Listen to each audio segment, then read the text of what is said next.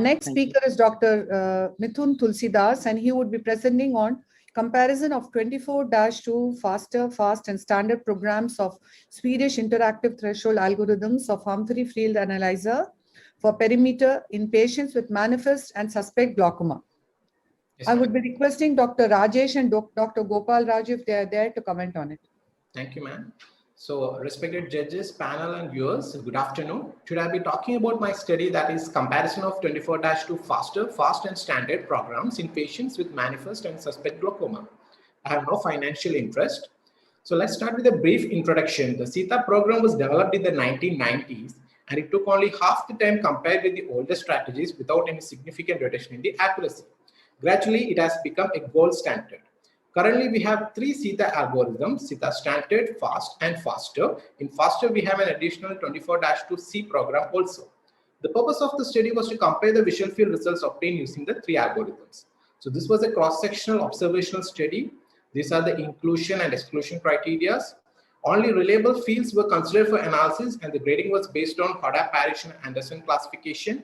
These are the outcome parameters, which included all the parameters except the reliability indices. These are the statistical tests used. Results 70 eyes were included in the study, and these are the parameters which actually showed a significant difference. So when we compare between the algorithms, between SETA fast and standard, there was a difference only in test time. However, between faster and standard, there was a difference in test time, mean deviation, foveal threshold, and deepest points with p less than 0.5%.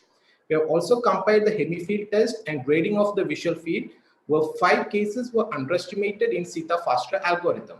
These are the Bland-Altman plots for the major parameters, and these plots confirm the same results. A poor agreement was visible for a few test points between fast and standard. To have a brief discussion, SETA standard was defined to replace the full threshold program and SETA fast to replace the FastPack.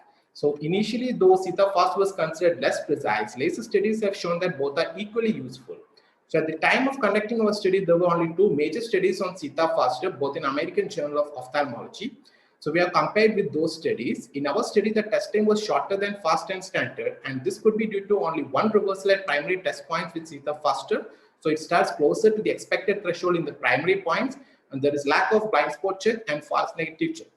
MD values were better with SETA faster, whereas between SETA fast and standard were almost identical. This was in contrast with the findings of Hale and Fueta. This might be due to the variation in the study population, as we had an exclusive population of Indian origin, with most of the cases falling under early glaucoma. This points towards the possibility of missing early cases of glaucoma, as MD is still a classification criteria. Why is it the MD better with SETA faster? Maybe due to the age-corrected normal threshold values that derived from SETA results in faster, in contrast to SETA standard and fast. However, the PSD showed no statistical difference, which shows that the measurement variance may be the same even if the sensitivities differ by a particular offset. BFI was similar, however, the mean foveal threshold was higher, again maybe due to less number of stimulus presentations. The SFR actually identified less number of points with p less than 0.5%, and 5 cases were underestimated. The Bland-Altman plots confirmed the same findings in contrast to the study by Hale et al. We had a limitation that we didn't check the repeatability on a long-term follow-up. To conclude, SFR showed significant difference in mean deviation, foveal threshold, and points depressed at p less than 0.5%. Though some early glaucoma cases may be missed, saving considerable test time and showing similar VFI and PSD justify the use of SFR. However, it cannot replace SETA standard. Lastly, the algorithms cannot be used interchangeably on different test sessions for the same patient. Thank you for your kind attention, and thank you ARC and AOS for giving me the opportunity. Thank you very much. Dr. Gopal Raju, Dr. Rajesh.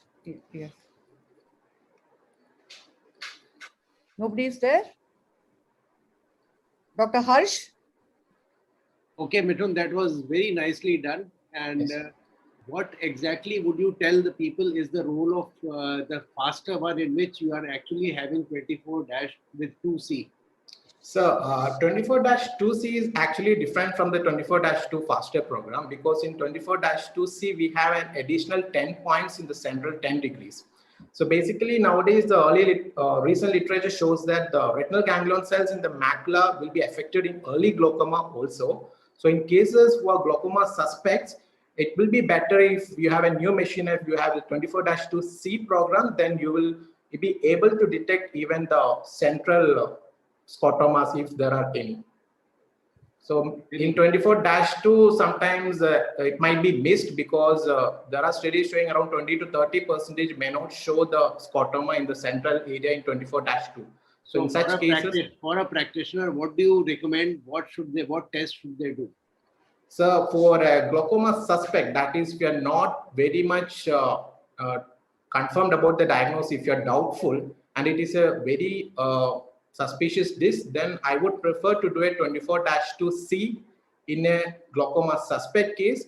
However, in a moderate or advanced glaucoma, that is, if the patient has come to you with already significant thinning and optic disc changes where you know this is a clinical case of glaucoma, then maybe you can monitor the case with a CETA fast or any of the algorithms. Very good. And if you don't have the 2C machine, then CETA standard, sir. Yeah, plus which test? With 10-2 you can do. Very good. Excellent. Okay, Very good.